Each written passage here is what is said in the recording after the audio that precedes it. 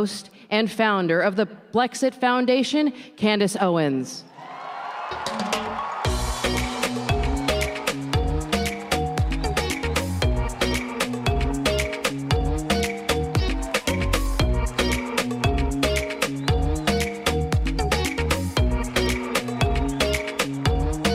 Hello, CPAC. What an honor to be here. Thank you guys, thank you guys. This is actually my 5th time speaking at CPAC. It's wonderful. And every time I hit the stage, it feels like there has been a lifetime of change that has transpired since the last time that I was here. And I suppose that that is very much the nature of politics today and of life. I have grown and I have changed in so many ways, and so many of you guys in this room have been with me on this journey. Some of you guys met me as an on-campus activist. Some of you guys supported me, know me as a published author. Definitely all of you know me as a public speaker, and I would imagine that a lot of you guys found me through my personal organization, Blexit, which you know aims to bring conservative principles to the minority community. And some of our more obtuse friends in media seem to know me as a black white supremacist. Not sure how they worked out that piece of brilliance. But today is the first time that I emerge on the CPAC stage within my most official and my most accomplished capacity. It's the first time I'm hitting the stage as a mother.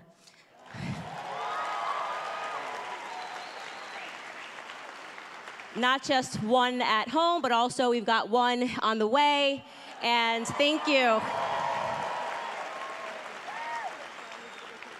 And I can say that this time, as I stand on this stage, I have never been more certain about who I am and what my purpose is in this world. So on the topic of motherhood, I wanted to tell you guys something that I learned about 5 years ago, which really shocked me. Ready? So in the wild, far from the flowery depictions that you see of PETA, where the animals are loving each other and hugging all the time, and the only thing that happens bad in the wild happens because of awful human beings, in the wild, male bears actually kill their cubs.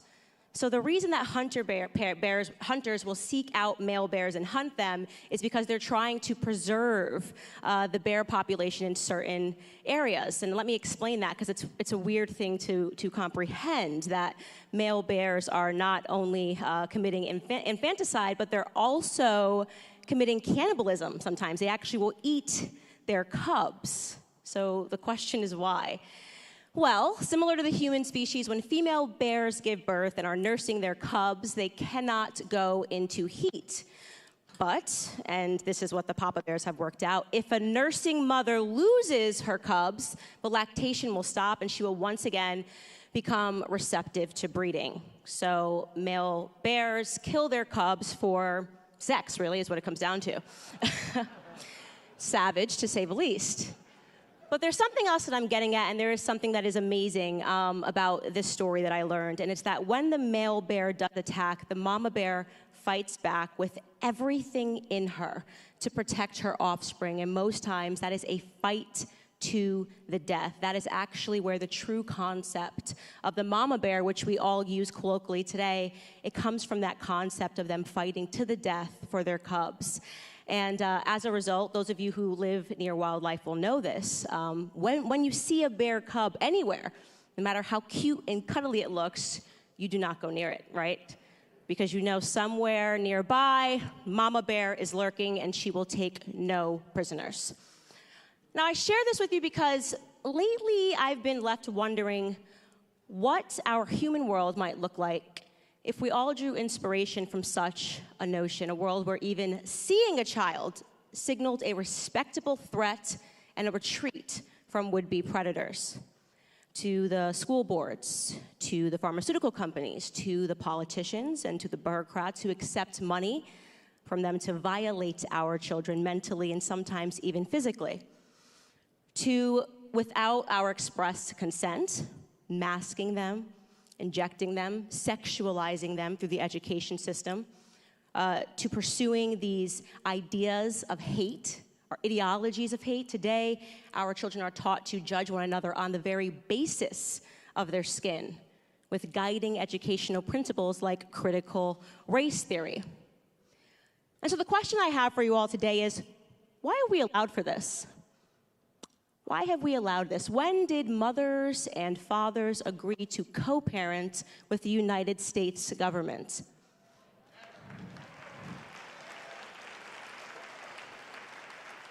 I firmly reject this arrangement, and I hope that you guys will as well.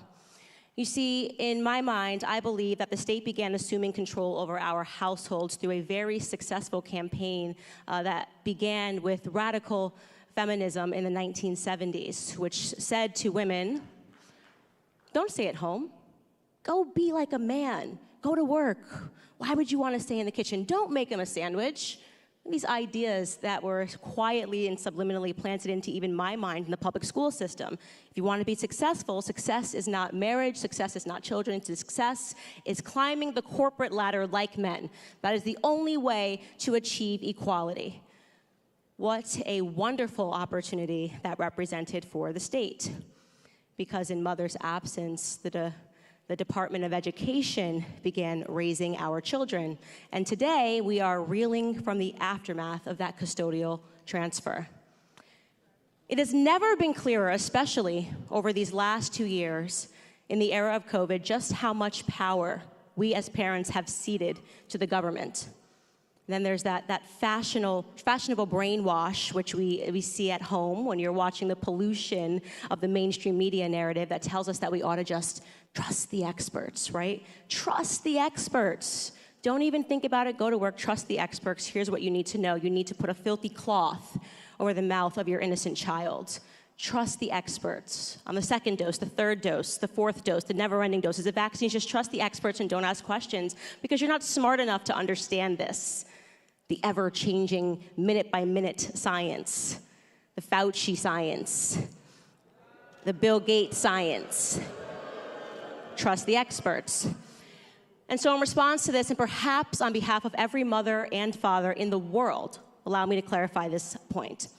My son is today 13 months old. I figured out his personality. No kidding, when he was in the womb, with every kick, how dramatic he was to let me know that he needed to eat now. I predicted quite accurately that he would be stubborn like his mom and very punctual like his father. When he entered the world, I sustained him from my body for a year. I mean, that just kind of is incredible to think about. Every ounce he gained was being produced from me. Today, I can read every octave of his cry, and mothers and fathers, you know what I'm talking about. There's the cry that means he's hungry. There's the cry that means he's angry. The cry that means he's tired. There's the cry where he just wants something that's within his grasp. Then you know that very distinct cry when he's actually hurt and you gotta race up the stairs. I can even hear his silence. I mean, that sounds crazy. I can hear his silence. It's the too quiet when they're up to no good, right? You're just like, what's he doing? What's he got his hands in? He's way too quiet right now. You see, when it comes to my son, I am the expert, okay?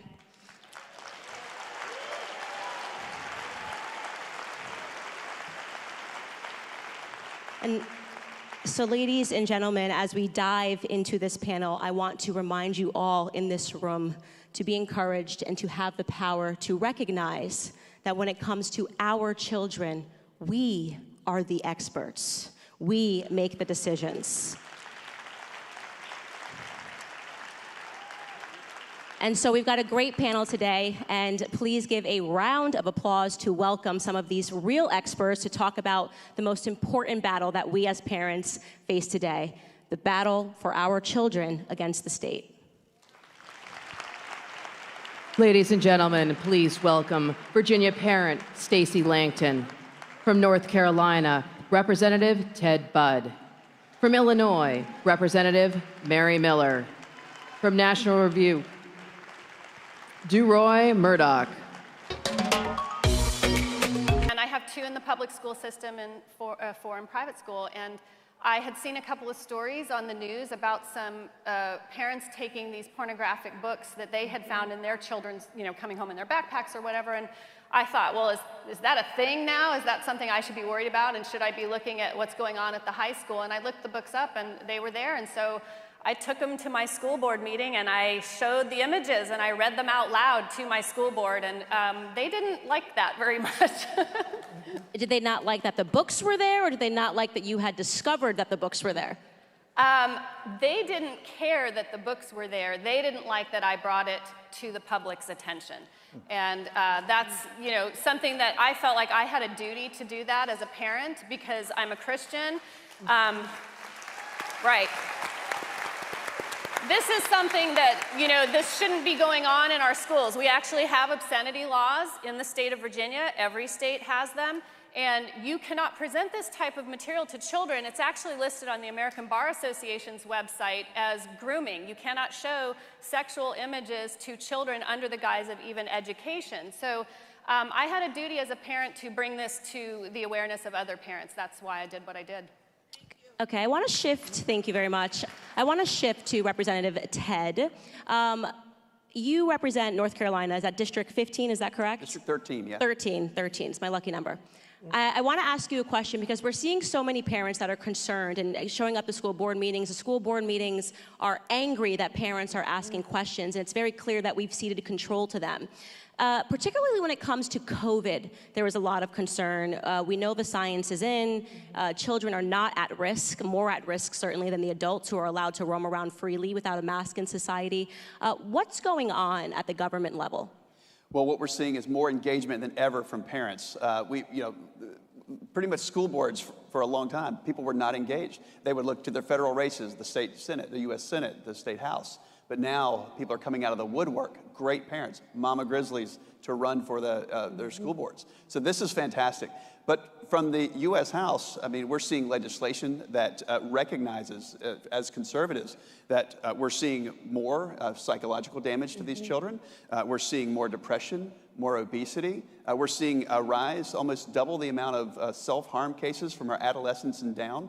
We're seeing a 25% increase of children that are 5 to 11 that are causing self-harm and having clinical depression. This is very, very wrong. It's destructive to our children. We don't know how long this is going to last. So we've got bills that we're supporting from Representative Mark Green, from Dan Bishop, and from others that say, let's take these masks off. Let's not fund these schools that are keeping kids home and not allowing them back into the classroom. So look, we've got a lot of things, but we got to win. We got to get back to the majority, and we got to take that gavel back from Nancy Pelosi.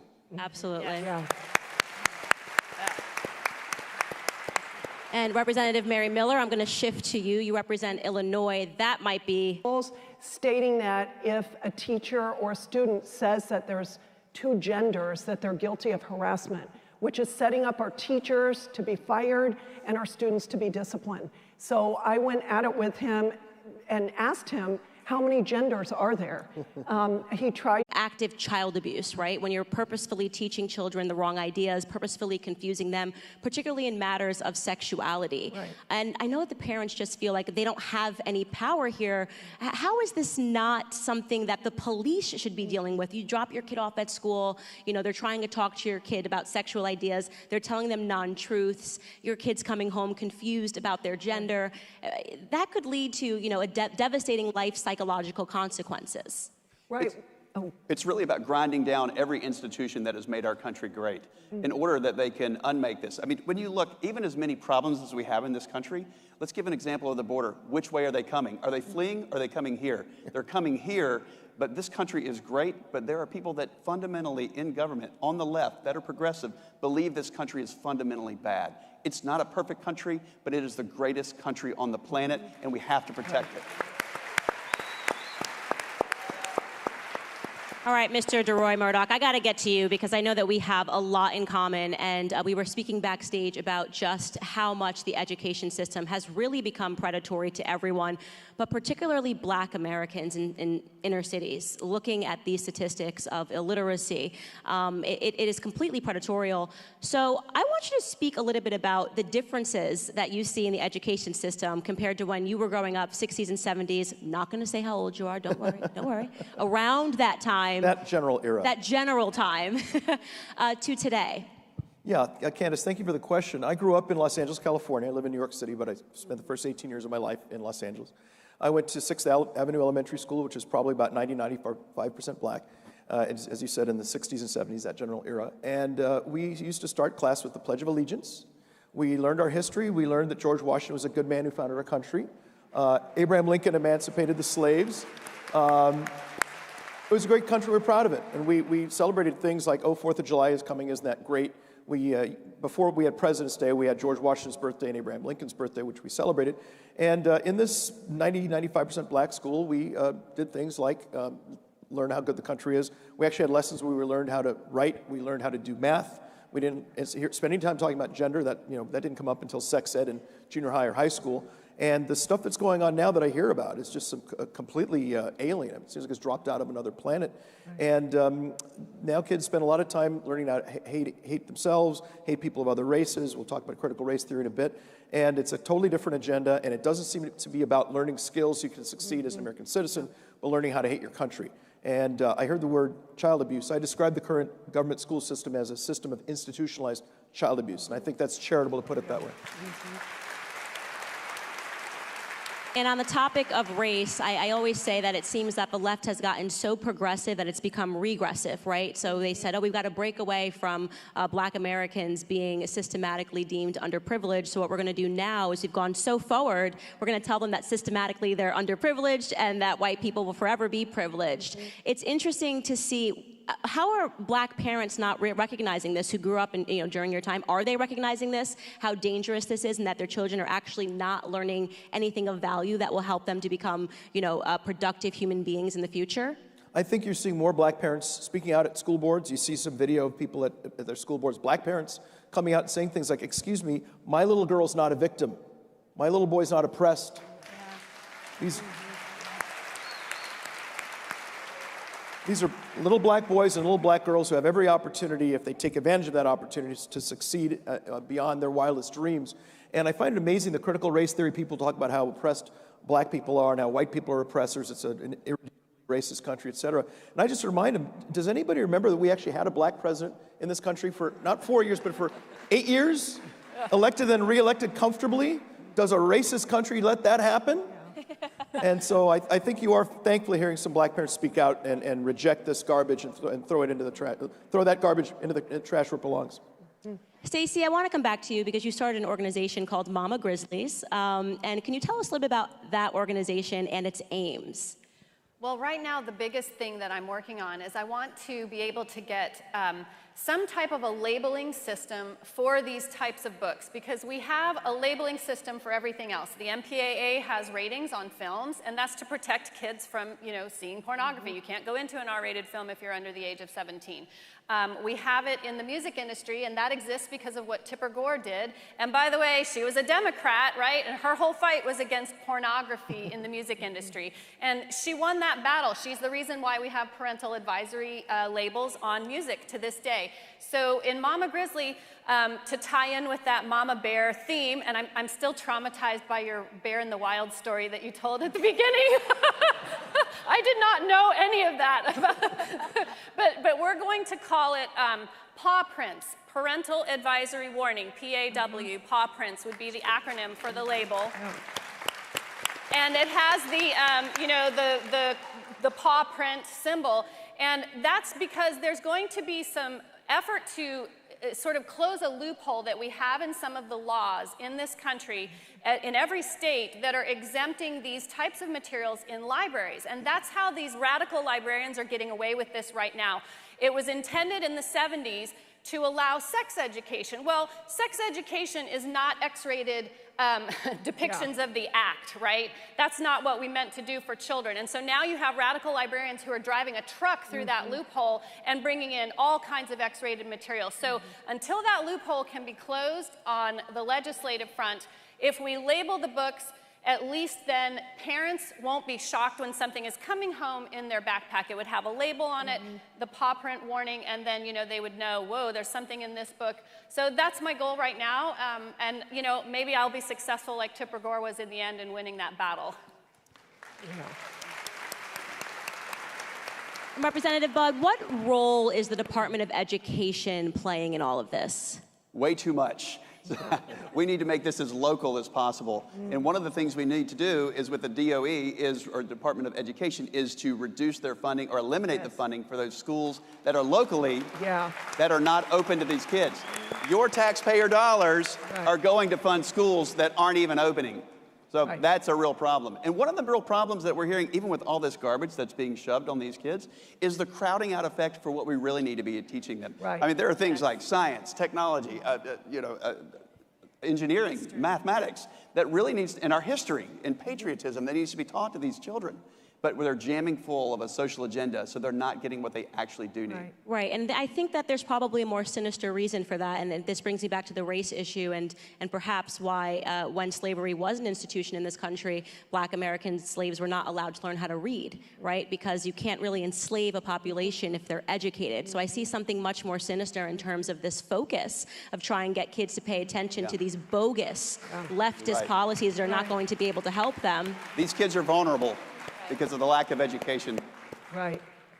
On the topic of feminism, there's so much I could say here, but and going back to that theme of it's so progressive, it's regressive. I know we're all following the story of the UPenn swimmers who are having their records crushed, and it's sad to me that this is something that even has to be raised to the level of having to review policies.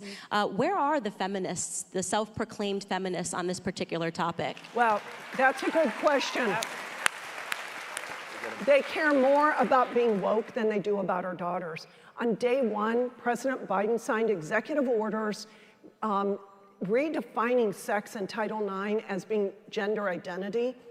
And I proposed a bill called Safety and Opportunity for Girls Act, which specifically states that sex in Title IX is biological. But if we don't stick to that, our girls are not safe. They don't have safe spaces in schools, in the locker rooms, and girls' athletics is done. I mean, the top world record holder in some of these track events, their record could be beaten by hundreds of high school boy athletes. I mean, it's a fact that they have the bone and muscle mass that puts the girls at a disadvantage against them. It's totally discouraging for the girls. Do you ever think that we'd be on stage in 2022 trying to explain to the world that men and women are biologically different? I was just had a moment there where I was just like, where am I? What planet are we on? And we're even having to say this, that we've even gotten here. And the truth is that a lot of this it really boils down to Marxist ideology, really an expansion of Marxist ideology, the versus mentality, right? The us versus them, the rich versus the poor, the black versus the white, the men versus the women. How do we defeat this? And Los Angeles, you said you grew up in Los Angeles, right? That's got to be the capital of communism at this moment. It's there, San Francisco. Although San Francisco made some good progress San Francisco, perhaps. You did get me there. San Francisco, perhaps. How do we defeat this? Because, you know, I do think there is an opportunity right now for the first time for us to reach across the aisle on this most crucial topic of children. How do we defeat this racial policing that seems to be happening in the classroom? I think we focus on how destructive it is and how... I think your mic is... Oops. There we go. Is that better? Is it working now? Yes. I think we focus on the destruction it does to black and minority kids. That when you tell them, look, you're a victim and you're going to be oppressed by the white man, you're not going to make it. You're basically telling them just to give up. You know, if that's the message you get, why come to class? Why not join a gang? Why not take drugs? Why not engage in all sorts of mayhem? And if you behave that way, and that's the message, that's a very, very destructive message, and we ought to focus on that and say, no, actually, you can succeed, you can be prosperous, you can make it in this society, and the people who are peddling this stuff are doing a massive disservice to minority kids by telling this sort of thing. And as you mentioned earlier, critical race theory, this is cultural Marxism, rather than the classic Marxism of the proletarians being oppressed by the bourgeoisie. This is a different kind of conflict, not class conflict, but racial conflict, and it's the black victims being oppressed by the evil white oppressors. So it's just another kind of Marxism. These are Marxist ideas. They should be attacked that way, just as we attacked the old Marxism of the Cold War era. It's a different kind of Marxism, but Marxism nonetheless. And it's something that doesn't help blacks and minorities. It victimizes us, it hurts us, it keeps us down, and anything that does that to minorities ought to be overthrown and defeated. Absolutely. how do we shift control back from the federal to the state level? Because personally, I don't think the Department of Education needs to be shrunk. I think it needs to be abolished. Oh, yeah. Look at that.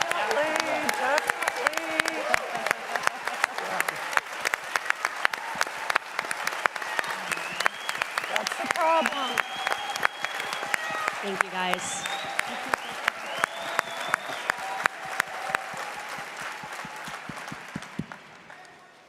So it needs to be 10th Amendment, where anything not regulated to the U.S.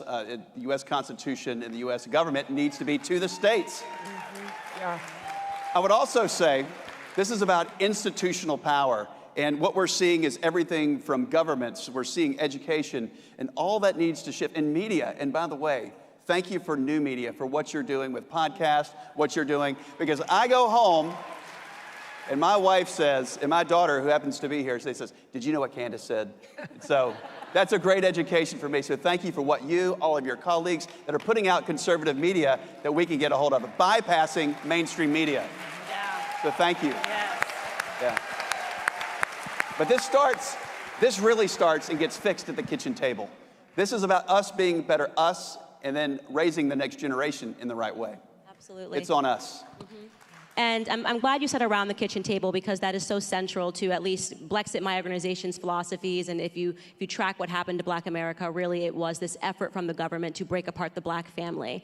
And if we can kind of connect these themes that we're talking about today, when you talk about, women can be men and men can be women, we know that this is going to lead to disruptive families into the future. Obviously, that's the natural path that this will lead down. And so I want to talk to you, because you said you homeschool your children.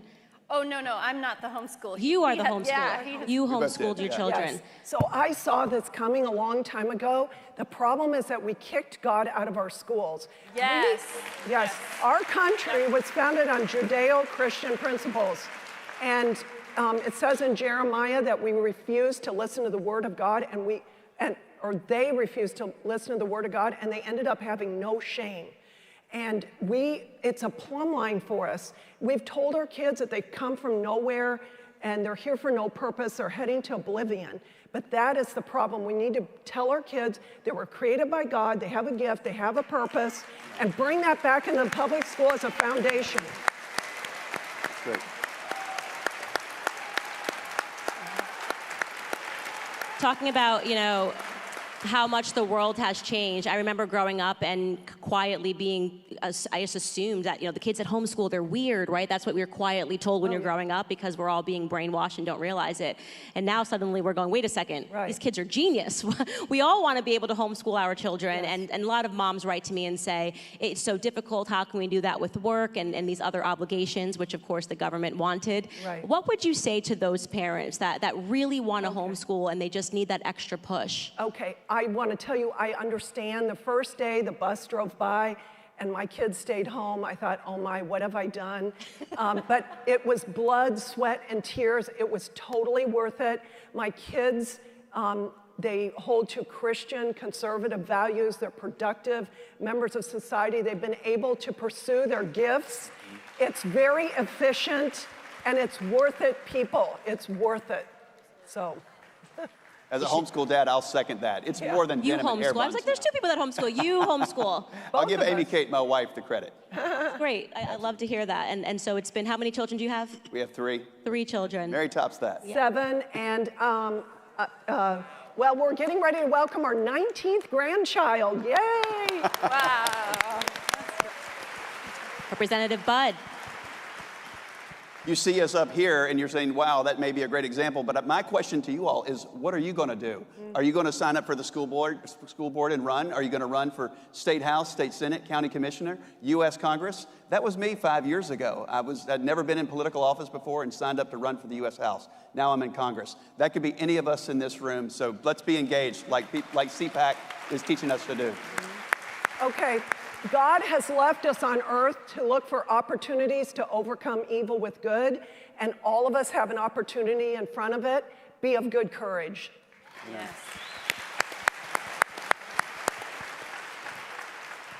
I would say speak up often. You get the message out, and you also encourage other people out there to do the same thing. Yep. Right on. Thank you to all of you, and I just want to add here that over this last month, and maybe it's my pregnancy hormones, but I have just been ranting and raving on Instagram about all of the issues facing our children, and I can say, without question, I have been so encouraged by the fact that the response that I am getting is not isolated to just Republicans and conservatives. It is Democrats that are on board, mothers that are awake, reaching out to me and saying, I disagree with you on everything, but on the topic of children, this matters, this is important, and at long last, we finally have an issue which can bring this country together. The red line is our children. Thank you guys so much for having us, and thank you to our panel of experts. Thank you guys. Thank you.